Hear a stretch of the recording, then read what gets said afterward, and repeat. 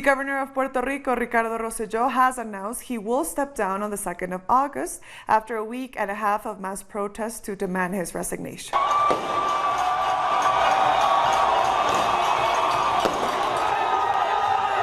The news brought an explosion of celebrations on the streets of the capital. The protesters had been waiting for the governor to accept he had to go since Tuesday night.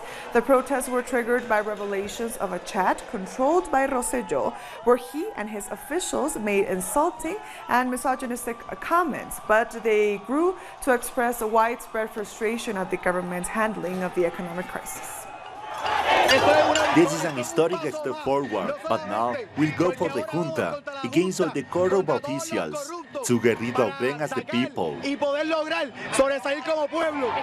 It's completely fair. It's what he should have done from the start, before making us suffer. But he finally did it. We are celebrating. We are super happy. We have shown the people can do it when they unite. Ricky is leaving not just for all the obscenities and insults on the chat, but also for the corruption we've suffered for decades. This is a turning point. Puerto Rico will now be respected. It's good that he's going. Speaking on TV, Governor Rosello said his resignation will come into effect at 5 p.m. on August 2nd in order to allow a smooth power transition. He named Justice Secretary Wanda Vázquez as the new governor. He finally conceded to the pressure after the legislature began an impeachment process against him, and as protesters kept up the pressure outside the government offices in La Fortaleza. With sadness, I am announcing that I will be resigning from the position of governor effective on Friday, August 2nd, 2019 at 5 in the afternoon. In the coming days, I will be attending to pending issues to facilitate an orderly transition. At this moment, I am fulfilling my mandate to allow for the succession process established by our Constitution, to swear in at the moment the person who will complete my term. And shortly before the governor's announcement, we spoke to Rafael Bernabé, one of the organizers of the protest. He said it was already clear that politics in Puerto Rico had changed. One of the wonderful things that has happened as a result of this process is that literally hundreds of thousands of people who had never in the past participated in social struggles, in mobilizations, in protests, in marches, are very much activated now, have had the experience of being in the streets struggling, and that will be carried over to other social struggles in Puerto Rico. So we feel that the elimination of Rosello from the governorship is going to be the start of a new chapter in Puerto Rico's economic, social, and political history. And people are looking for new alternatives.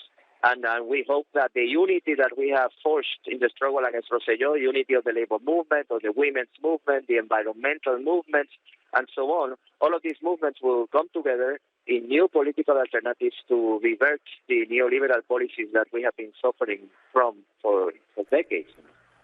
Moving on, the 25th Sao Paulo Forum is about to get underway in Venezuela.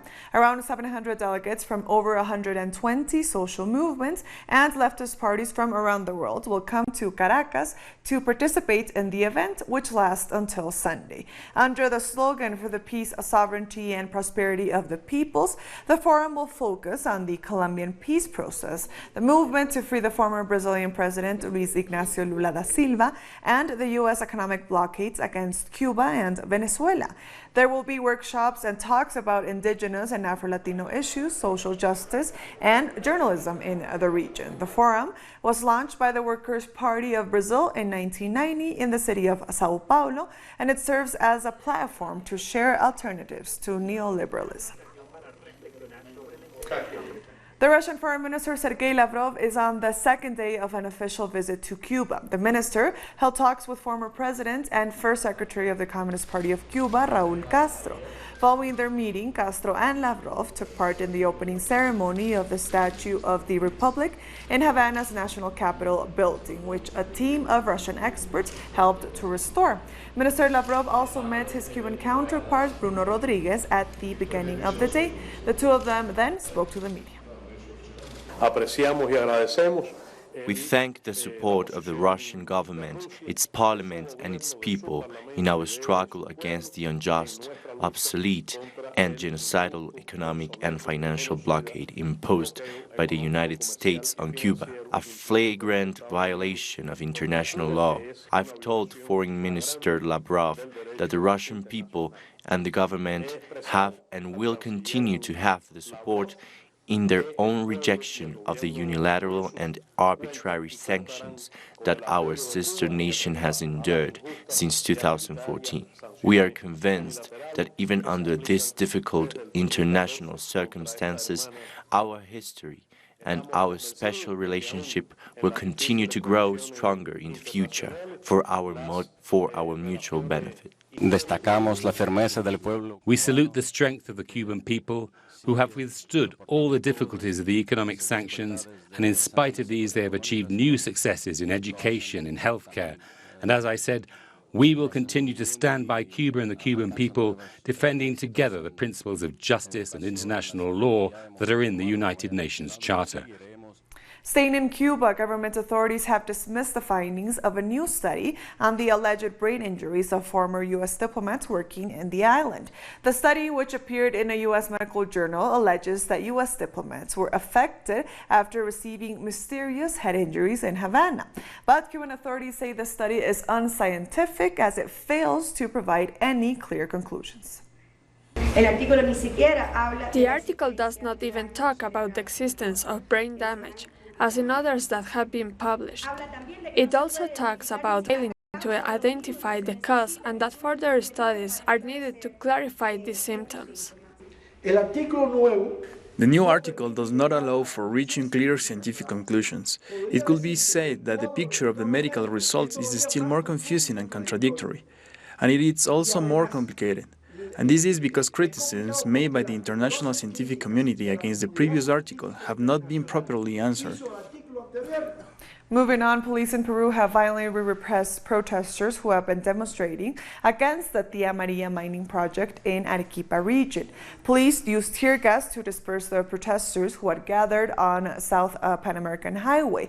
One person was arrested during the protest while several others sustained injuries. Since the 15th of July, thousands of Tambo Valley residents have been mobilizing against the mining project. They say the project will have negative consequences on the environment and agriculture. Following their visit to Colombia, 15 members of the UN Security Council have given their findings on the progress made in the peace process.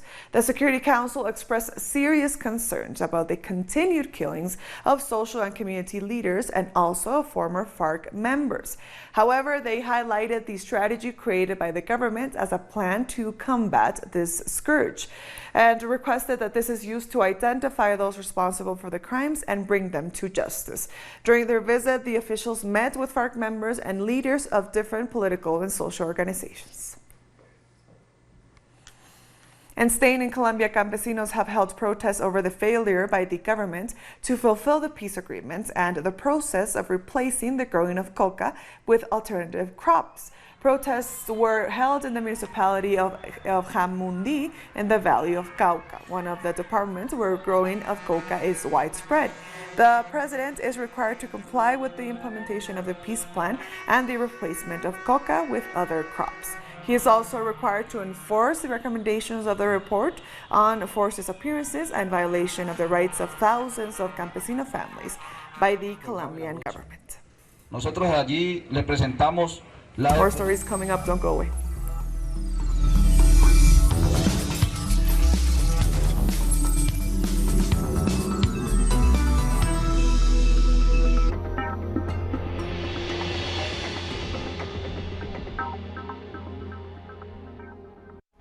The Pakistani journalist Tariq Ali examines the mass media influence promoted by imperialism. Get access to the analysis of the socio-economic and political life of the whole South America on our screen and platform in English. A critical place committed to the truth to determine the major events that transformed the world today. On Monday, only on Venezuela.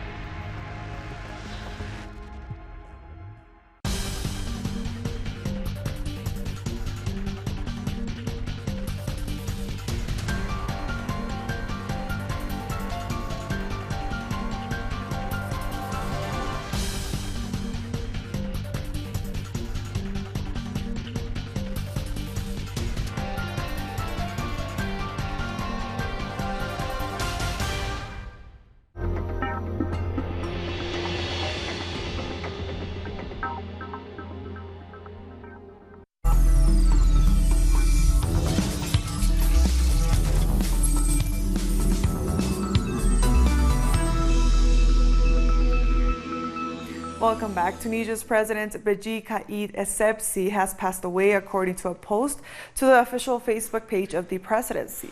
He was 92 years old and the world's oldest sitting president. Essebsi was hospitalized on Wednesday, but officials did not say why. Meanwhile, last month, he was also admitted for what officials said was a severe health crisis. Earlier this year, Essebsi announced that he would not participate in the country's November elections. The 92-year-old won Tunisia's first free elections in 2014, following Arab uprisings across the region. Sudan's military says a top general and several others have been arrested over a foiled coup attempt earlier this month. According to the officials, those involved were General Hashim Abdel Mottalib, the head of Joint Chiefs of Staff, along with officers from the National Intelligence and Security Service. The failed coup attempt's goal was to abort the People's Glorious Revolution and to return the former National Congress regime to power, and to disrupt the path before the expected political solution that aimed to establish a civilian state that the Sudanese people dream of. Colleagues and students of a Guinean university researcher and lecturer, Mamadou Bari, who was murdered in France in a racially motivated attack, are demanding justice. Bari, who had just completed his PhD studies in France, died last Friday after being brutally attacked by a man who hurled racist insults at him. On Monday, French authorities arrested a 29-year-old Turkish national who is believed to be Bari's attacker. Beyond the compassion we feel today, we want justice to be done. It is only justice that can relieve us today in our soul, in our flesh, because nothing else can replace someone of his rank. When someone is lost, he is lost, but justice, at least, will ensure that his soul can rest in peace, and that also the relatives, the collaborators, the country, the entire Guinean nation may find salvation. In Kenya, the president has appointed an interim finance minister a day after the former minister was charged with corruption. Henry Rotich pleaded not guilty on Tuesday to corruption charges in connection with the misuse of funds for the construction of 2 dams. But Rotich is just one of the 26 people facing charges related to the project. He's due to return to court on August 8th. He has been replaced by Labor Minister Ukur Yatani. The South African opposition party, the Economic Freedom Fighters, is set to celebrate its 6th anniversary this week.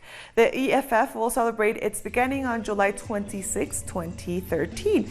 Party leader Julius Malema has been traveling through South Africa's provinces, addressing supporters ahead of the occasion. The party is well known for its land reform policy, calling for land appropriation without compensation.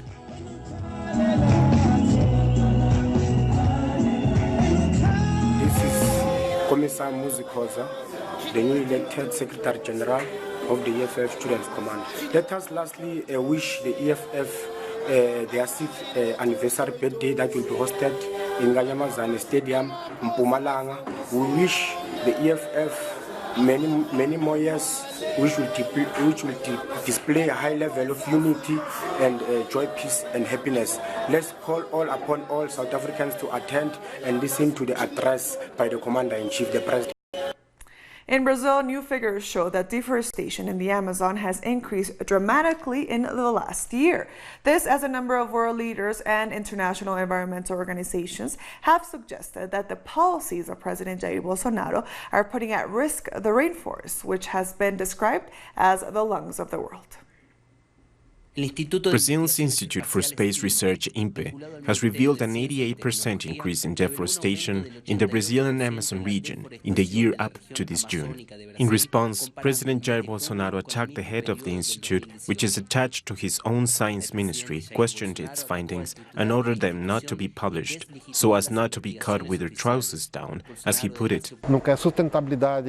He doesn't want sustainability. He has the most perverse capitalist approach, quick, easy, short-term profits, with private interests being prioritized over the public sector, and no objectivity in government policy.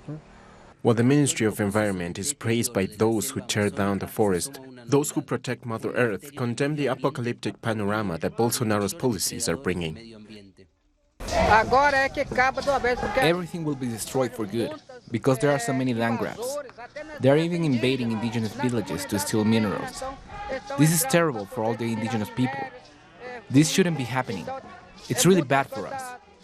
Ricardo Salles, the Minister of Environment, says Brazil has zero deforestation. But in 2018, more than 8,000 square kilometers of Amazonian forests were cleared. The region is fundamental for combating climate change. And Germany and Norway have warned they may shut down the Amazon Fund, the main source of finance for forest protection.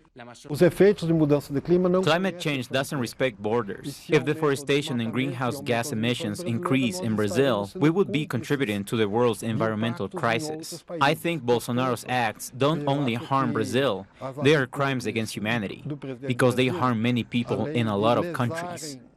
At the beginning of his government, Jair Bolsonaro promised to abandon all Brazil's commitments against climate change. He recently mocked the criticisms of foreign political leaders and challenged them to find any signs of deforestation in the Amazonian region between Boa Vista and Manaus, precisely a region where official bodies reported more than 2,000 cases of illegal logging in the first half of this year. We'll be back very soon. Stay with us.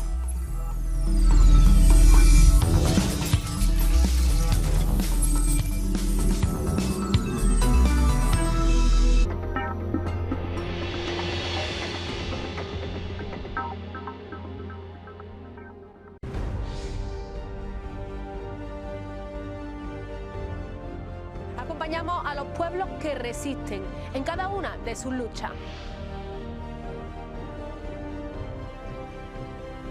Somos esa ventana que se abre para visibilizarlos entre fronteras.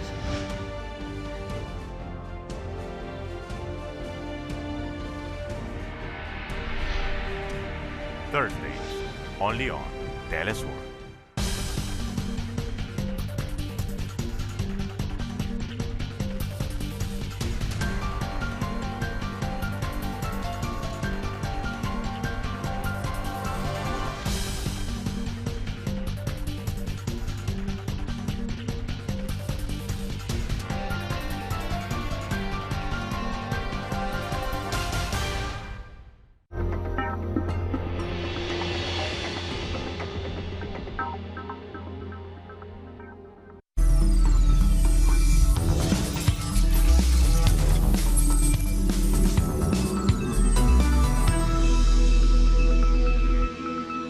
Welcome back. The United Kingdom's newly appointed Prime Minister Boris Johnson says there will be no ifs or buts about the UK leaving the European Union.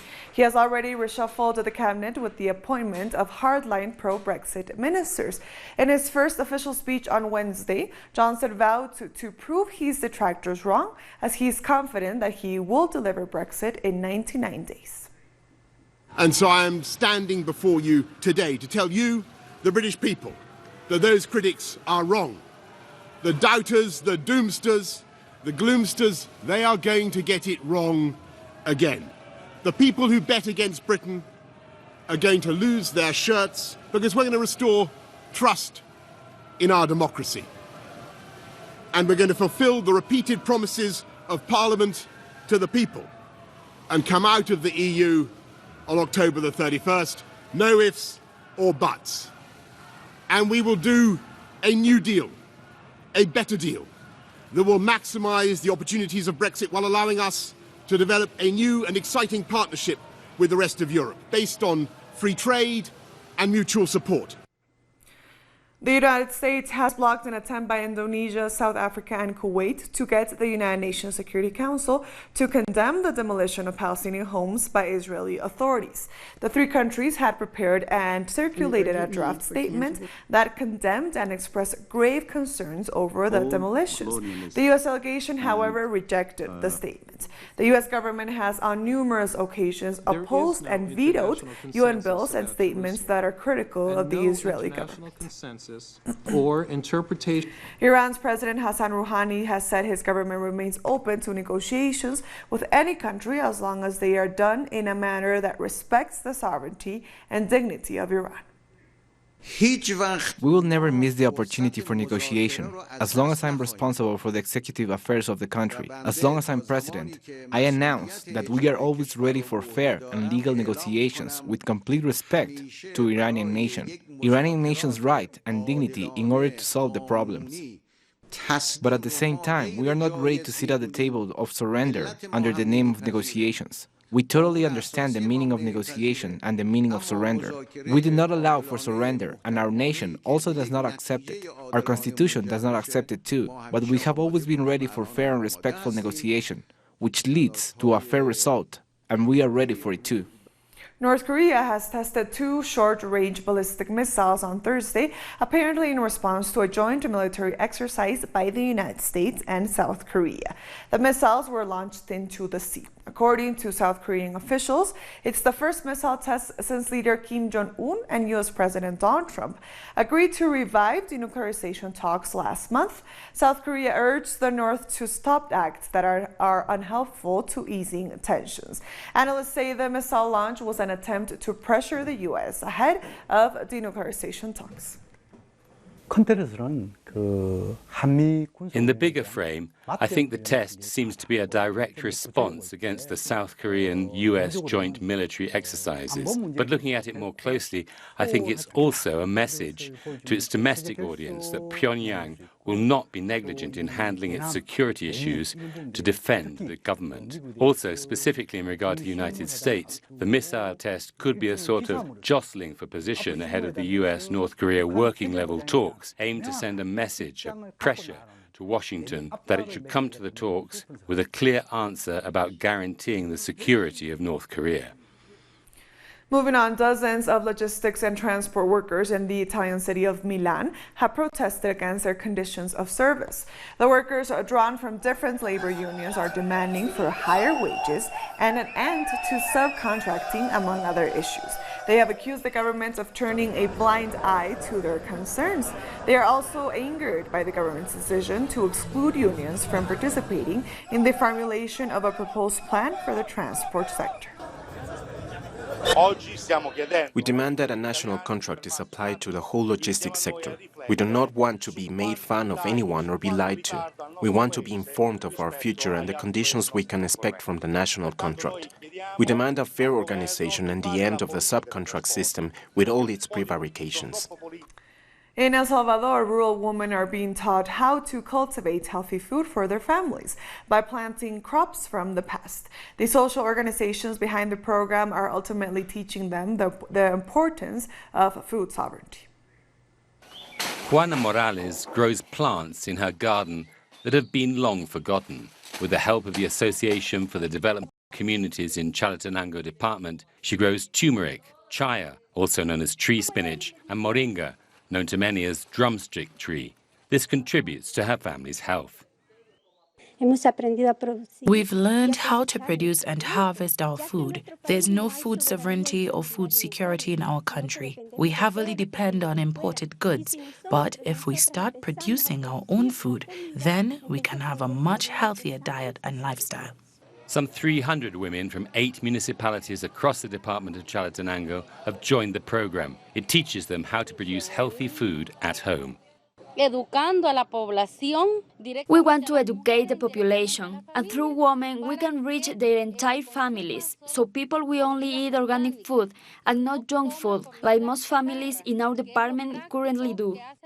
There is a food security bill proposal, but it's currently stuck in the bureaucratic process of the Legislative Assembly. Critics say many lawmakers are reluctant to pass the bill because they're defending the interests of multinational corporations. It is not convenient for businessmen to have a food sovereignty law, but maybe social pressure will force the passage of the bill in the future. Still, it is possible that food security would now mean plenty of food without knowing its origin. The program doesn't only assist with the cultivation of different plants, it also teaches people how to cook the food they've grown themselves. So traditional Salvadoran dishes like las pupusas, made with cheese, beans and pork, can be made with homegrown organic ingredients. Si usted cosecha moringa o cúrcuma, If you grow moringa or turmeric, you can make it from them, but it also works with beetroot or carrot. But then, of course, the dough will have a different color and the taste will also change slightly. The organizers hope that with the help of this program, families will slowly replace imported supermarket products with homegrown organic food and thus maintain a much healthier lifestyle. And with that story, we've come to the end of this news brief. These and other stories, as always, find them on our website at telesurenglish.net. And also join us on social media. We are on Facebook, on Twitter, and on Instagram. For Telesur English, I am Estefania Bravo. Thank you for watching.